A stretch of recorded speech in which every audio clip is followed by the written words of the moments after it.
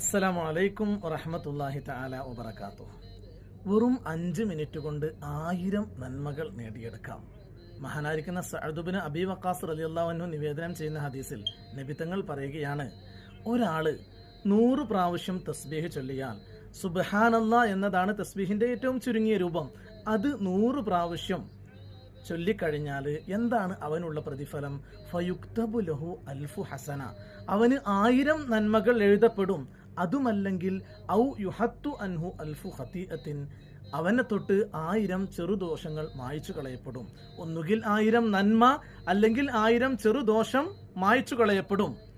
ഏതായിരുന്നാലും സുബ്ഹാനല്ലാഹ് എന്ന് 100 പ്രാവശ്യം ചൊല്ലാൻ നമുക്ക് 5 നിമിഷം പോലും വേണ്ട. മഹാനായിരിക്കുന്ന ഇമാം മുസ്ലിമും ബുഖാരിയും ഇബ്നു മാജയും അബൂദാവൂദും എല്ലാവരും റിപ്പോർട്ട് ചെയ്ത സ്വഹീഹായ ഹദീസാണ്. അല്ലാഹു തആല നമുക്ക് അനുഗ്രഹിക്കട്ടെ ഇത്തരം നല്ല കാര്യങ്ങൾ.